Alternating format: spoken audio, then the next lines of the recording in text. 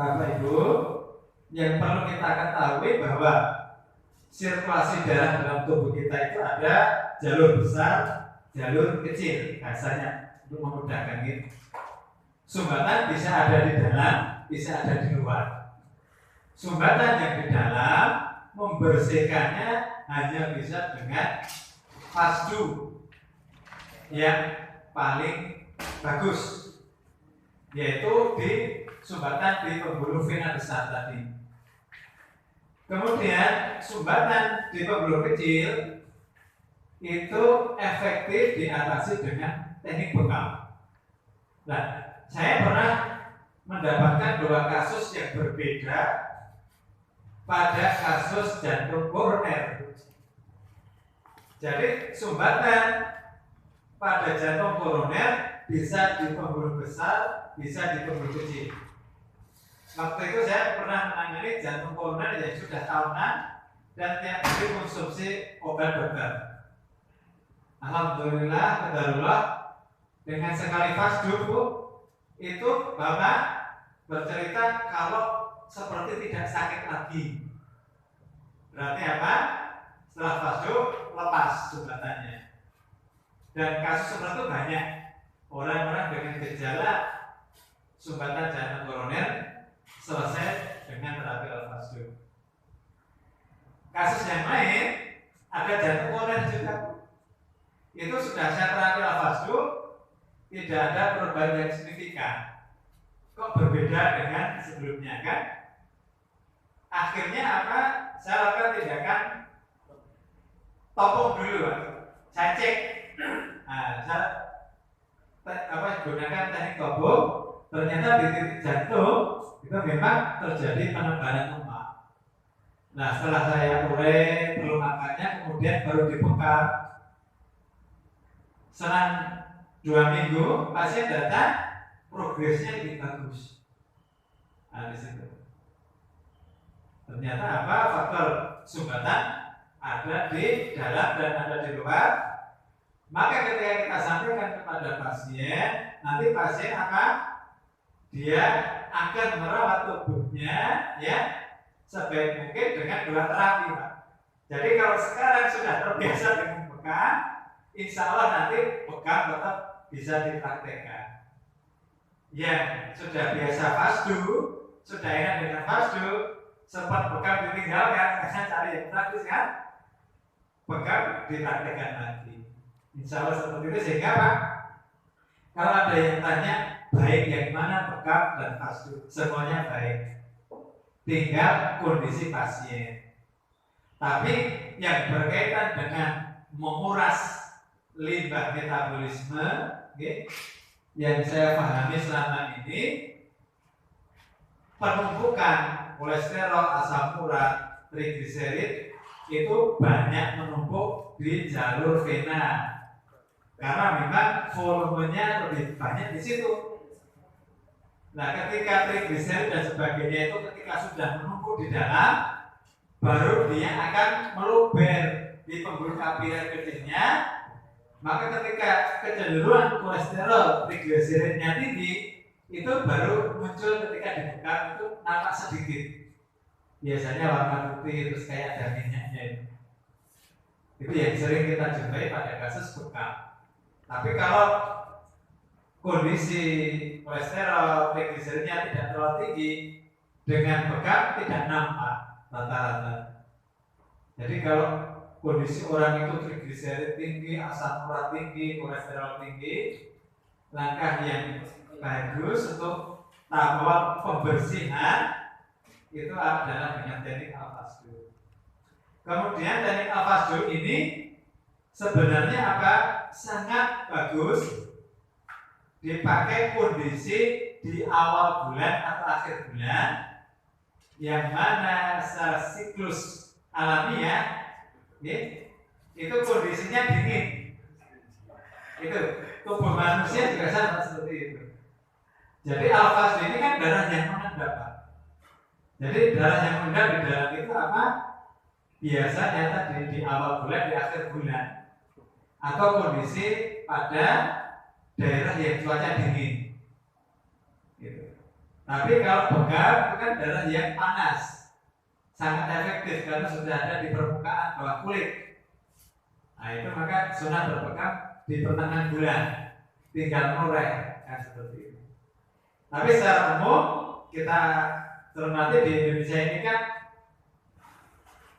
di Indonesia tidak panas, tidak dingin secara umum gitu gitu. Maka fasdu di Jogja Jawa ini hampir sama lah, kan? Itu dua-duanya masih oke-oke saja.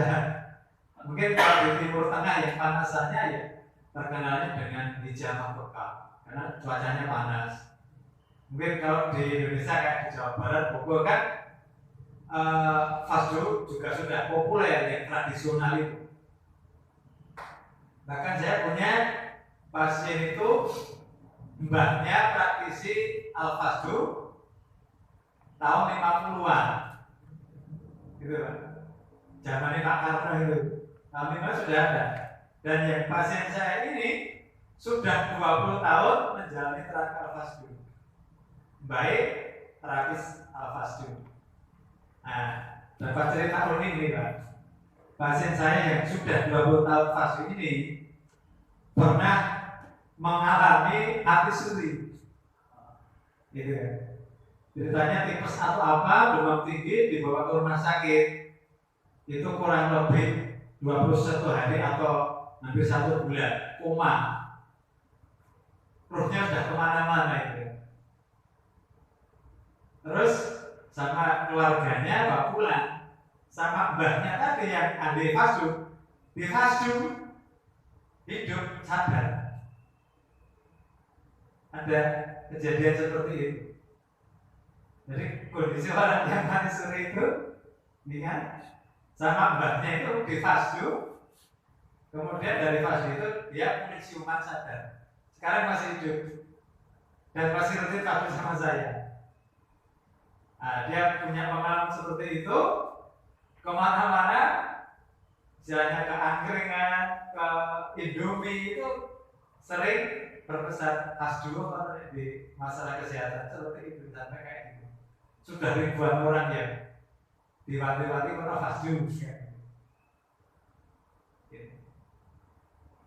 Tapi kalau dari ilmu apa ya, dari kejadian seperti itu, kenapa orang siuman di fasdu kok bisa sium, apa orang yang mati suri di fasdu kok bisa siuman? Sederhananya itu. Saya cuma mereka-reka dengan konsep ilmu TCM gitu. Bisa jadi ketika kondisi orang yang nggak sadar tadi kan aliran darahnya kan kurang lancar, ini cuma sebagai mana aja apa istilah itu gambaran istilahnya itu. Cuma saya menganalisanya ketika kondisi darah itu tidak lancar, kemudian dilakukan tindakan terapi al-fasdu, berarti apa? Ada sesuatu yang dialirkan. Nah, ketika ada sesuatu yang dialirkan tadi, berarti nanti apa? Akan terjadi perubahan sirkulasi darah di dalam tubuh menjadi lebih baik, dan energi yang tadi tertahan darah yang tidak bergerak itu menjadi juga bekerja dengan baik. Itu yang kemudian saya menghubungkan, bisa jadi dari analisa ilmiahnya gitu loh. Itu kok bisa siuman kembali, runtutannya ya seperti itu. Tapi kok dahulu juga apa itu belum waktunya meninggal. Bapak Ibu, tapi apa dengan terapi al-fasdu ini itu kan darah yang kita keluarkan awalnya kan macet Pak. Awalnya macet, yang mana macet ini akan menjadikan masalah yang tidak nyaman bagi tubuh kita. Maka dengan teknik al-fasdu yang pasien tadi contohnya punya keluhan pusing ya, hanya diambil 1 sendok kan, darahnya kan terjadi pergerakan darah itu. Nah itulah yang nanti akan memancing terjadinya aliran energi dan darah bergerak lebih mudah. Maka yang tadi keluhannya pusing bisa hilang. Kadang orang yang keluhannya aneh-aneh baru diambil sedikit sudah langsung enak. Itu yang saya memahami Ibaratnya apa? Ketika darah najat tidak bergerak, itu akan menjadikan suatu masalah kesehatan atau penyakit.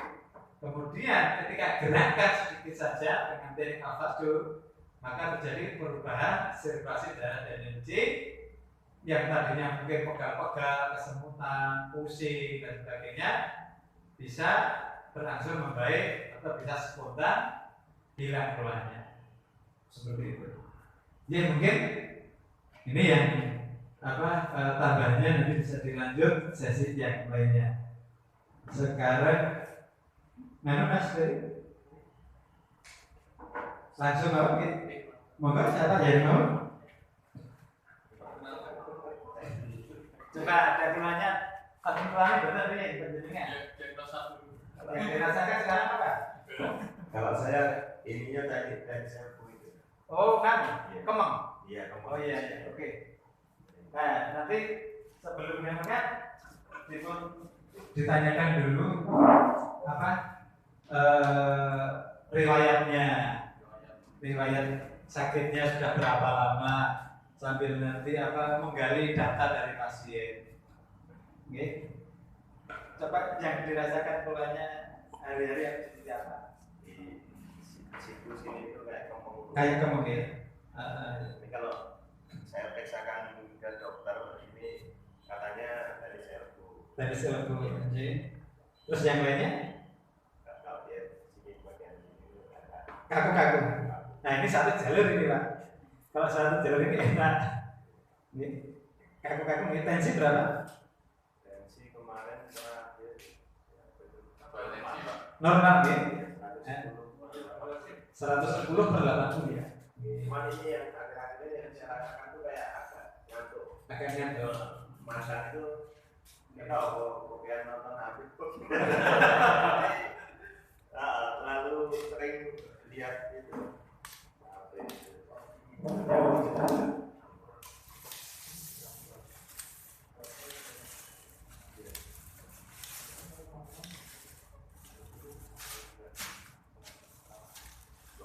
Iya, ini adanya lemah ini. Boleh, mau lihat tadi. Detensi dulu kan? Coba detensi dulu ditonton ke detensi dulu. Itu ya. Komen aja deh. Lihat nadinya nanti yang nah ini cukup ini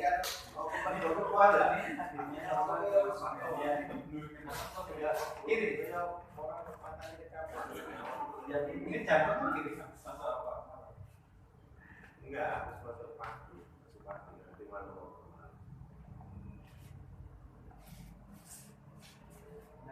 bisa dilihat nantinya dengan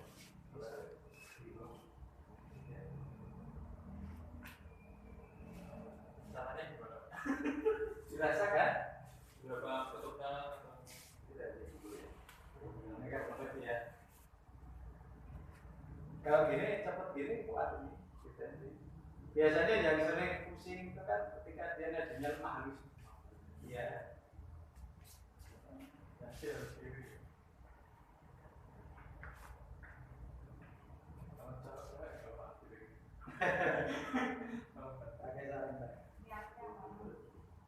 nah ini bisa ini menurut ini cukup kuat ini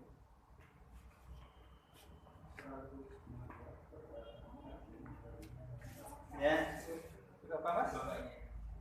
Yang kedua ini 122 ya 84 coba nanti bilang lagi ya sebenarnya di sini itu kalau dikatakan lemah itu sekitar berapa? Kalau di di bawah 6 bisa normal selanjutnya 60 80 kalau di bawah 60 dingin ini ada 63 ya. berarti kita saya kuat Kuat. ngantuk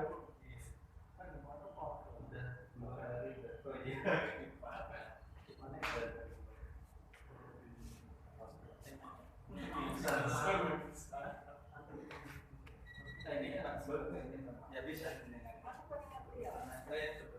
dipegang itu. Nanti saja.